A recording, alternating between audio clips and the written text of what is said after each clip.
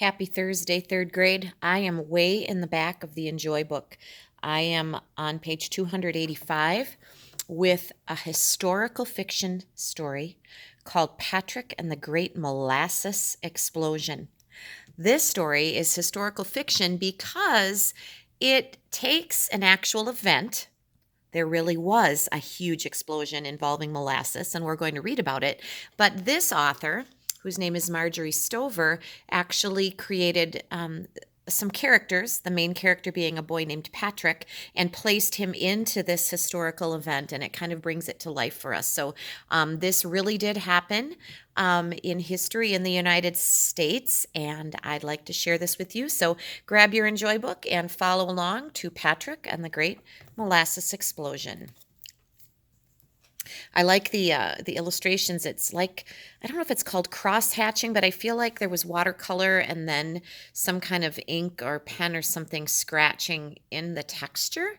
If that makes sense, it just seems to me that's a technique that this illustrator, whose name is Brad Tier, adds into his artwork. So kind of cool and different.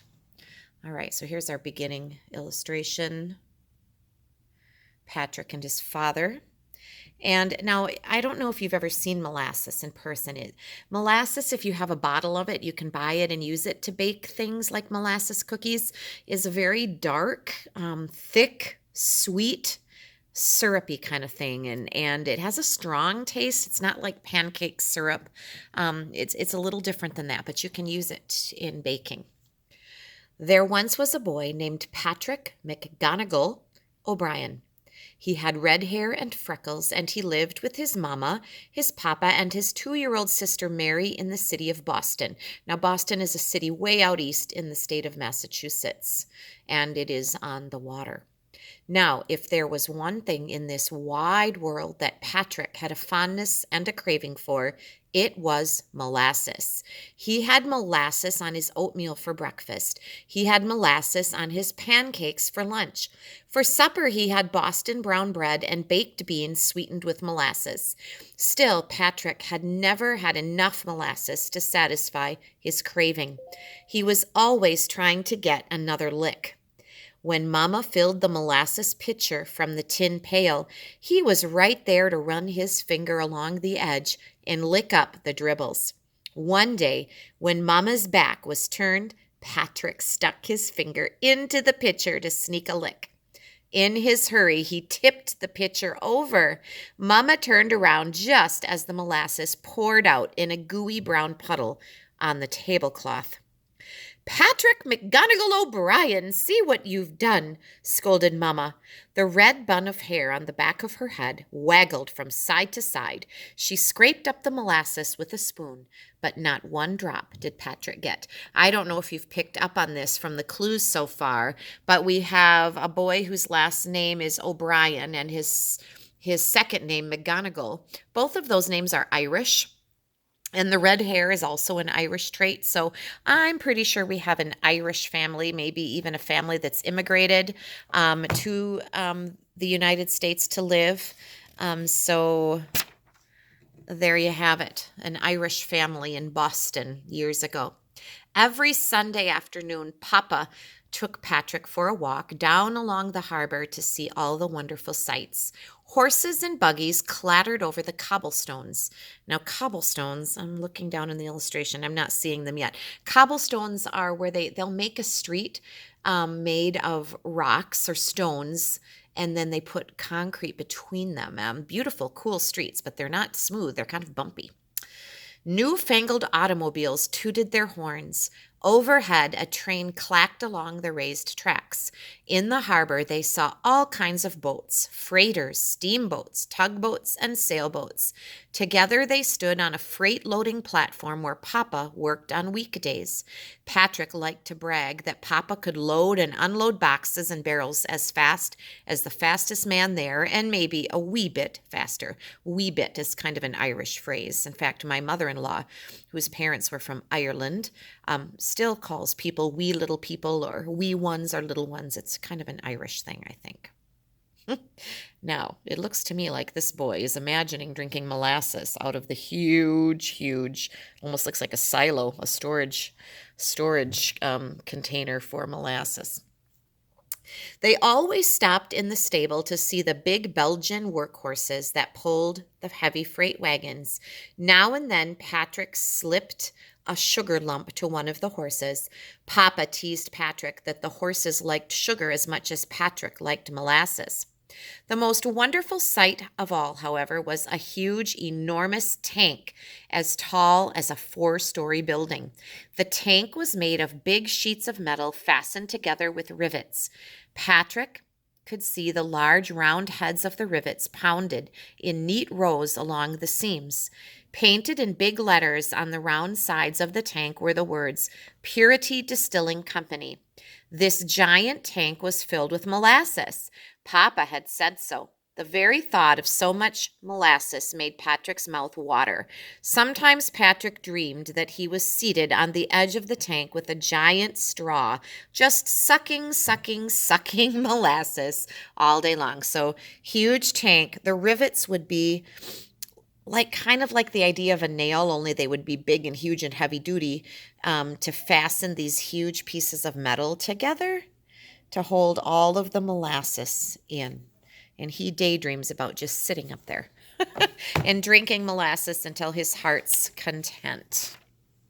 Oh, here we have the cobblestone streets. Perfect.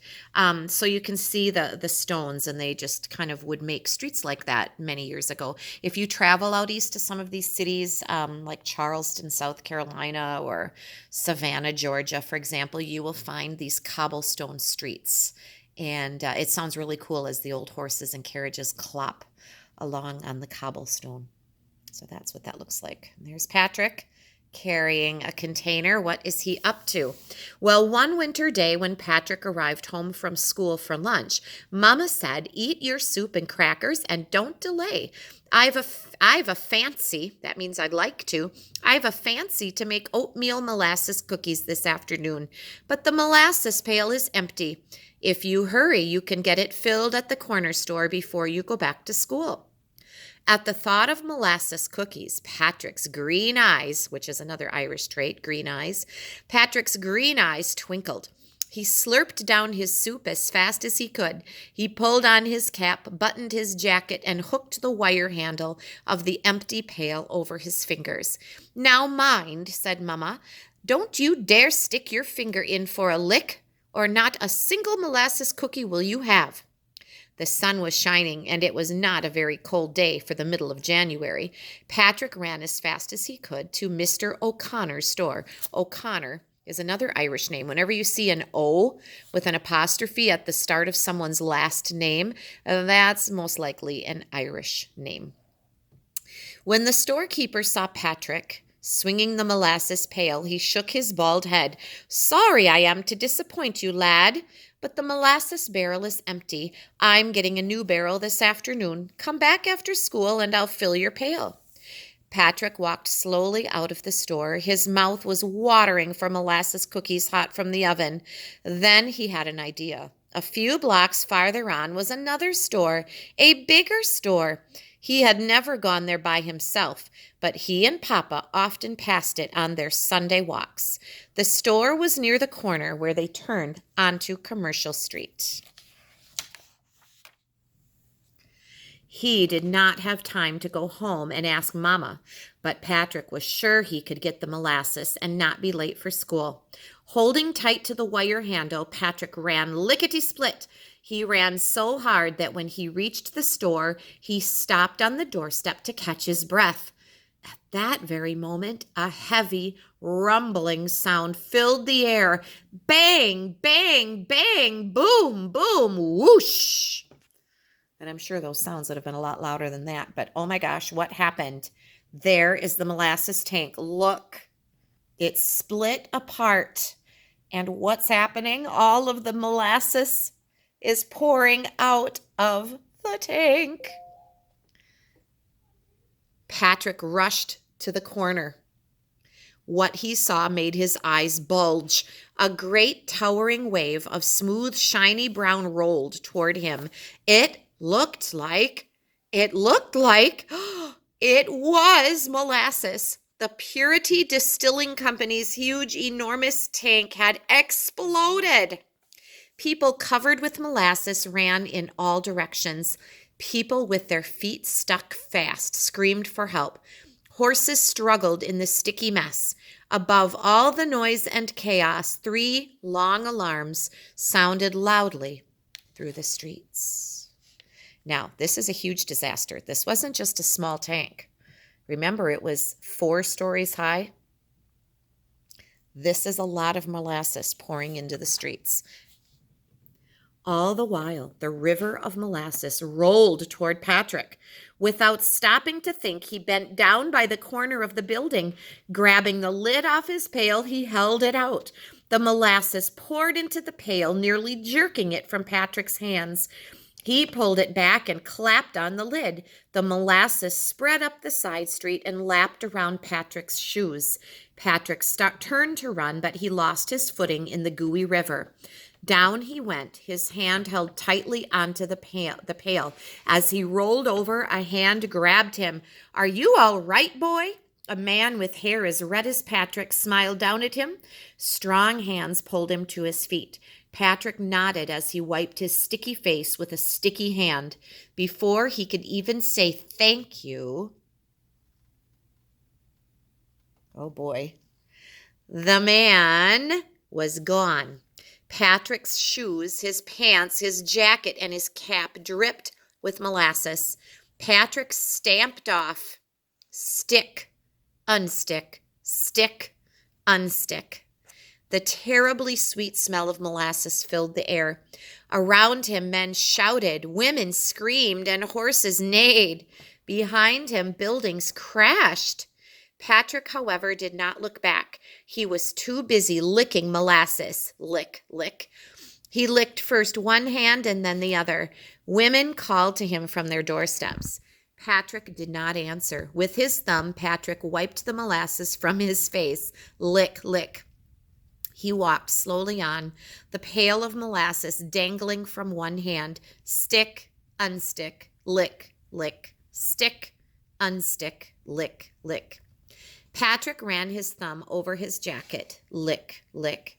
As he made his way home, Patrick became worried. Not only would Mama think he had taken a lick, but he was going to be late for school. Patrick knew he was in big trouble. Oh my goodness. People trying to walk and wade through the molasses. Uh-oh. He's home. Here's his mama. Oh, and look at him. What is she going to think? As Patrick started up the back walk, the kitchen door flew open. Mama stared at him. "Patrick McGonagall O'Brien, what have you done to yourself?"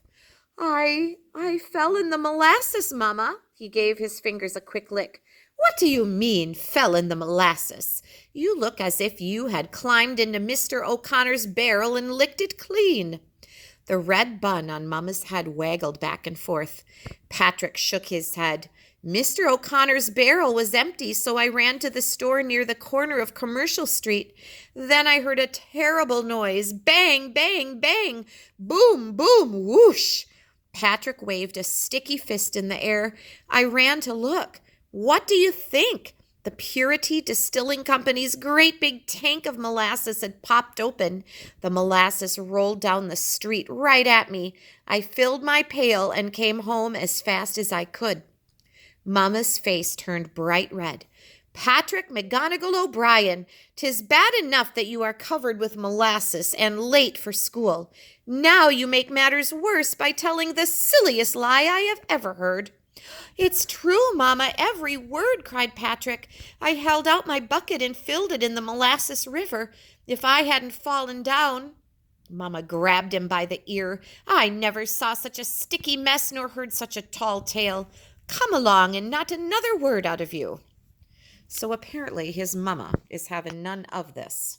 She is not buying his story. And indeed, it's a strange tale, right? Like, it sounds pretty unbelievable. "But Mama," Patrick cried. "Patrick, I will hear no more stories, and I don't want you waking little Mary." I've had my hands full today already with your sister bumping her head and crying enough tears to make a flood. But, Mama, there was a flood, a molasses flood. Patrick? Patrick sat in the big wash tub in the middle of the kitchen floor. Every Saturday night he took his bath in it. This was not Saturday, but he was having a bath.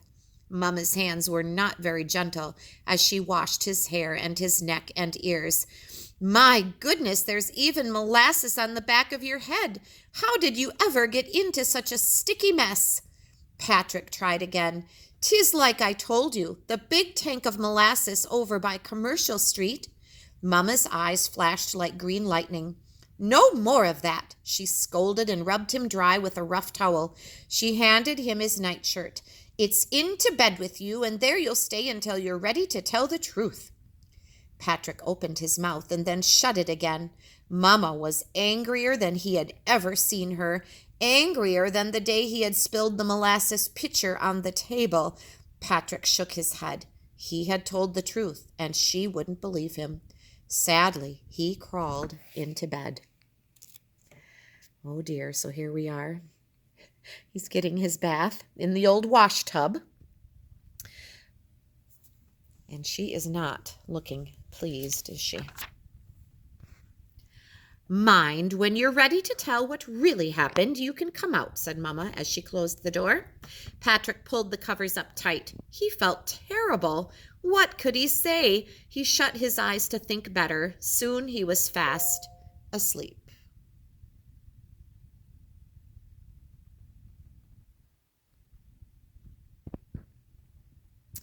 When Patrick awoke, he could smell supper cooking. He was hungry, but Mama had said. He rubbed his red hair. He would try again. He would start at the beginning and explain very slowly the way his teacher did. Patrick slid out of bed and tiptoed into the kitchen.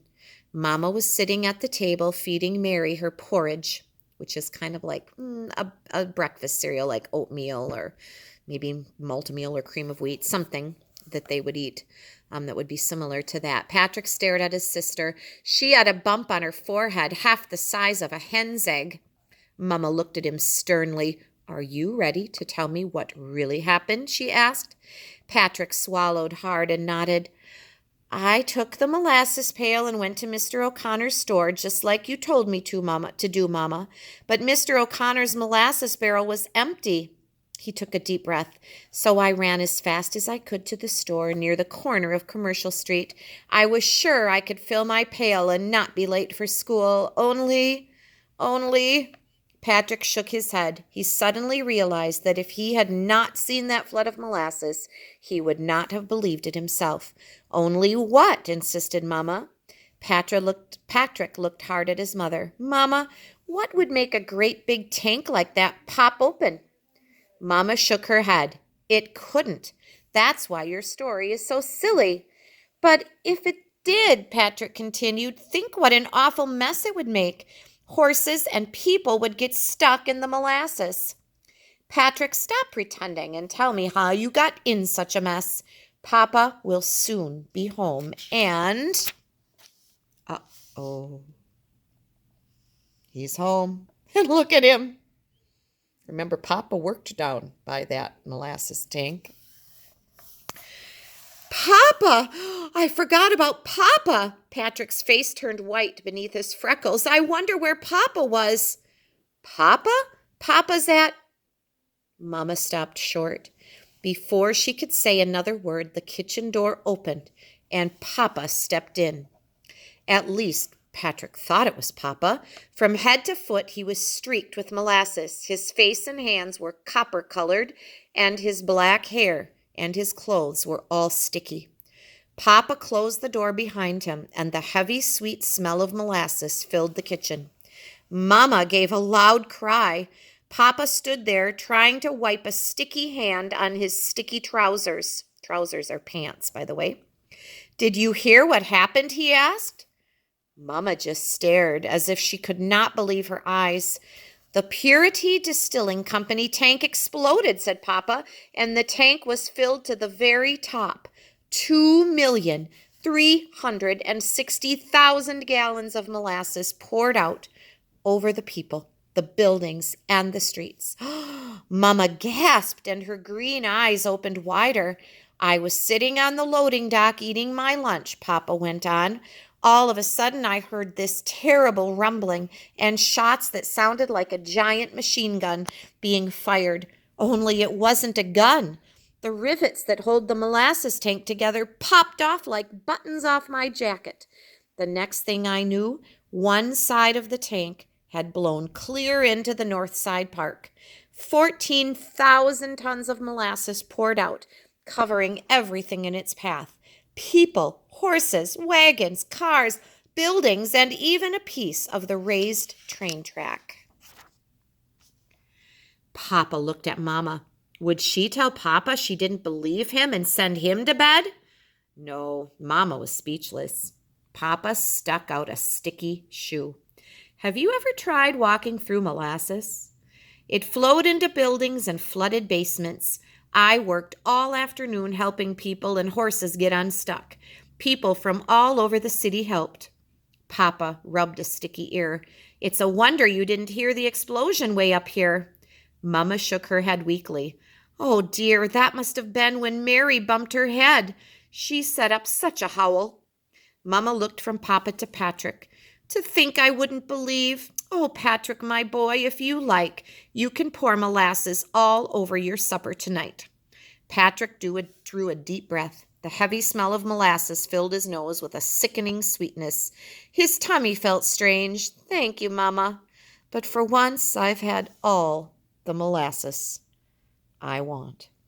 Yikes. Now, if you continue on, does it have more about? Yes, if you continue on in your book, there's some information you can read. I'm out of time here on this very long video, but you can actually read about the real molasses tank explosion. It's a pretty interesting story, actually.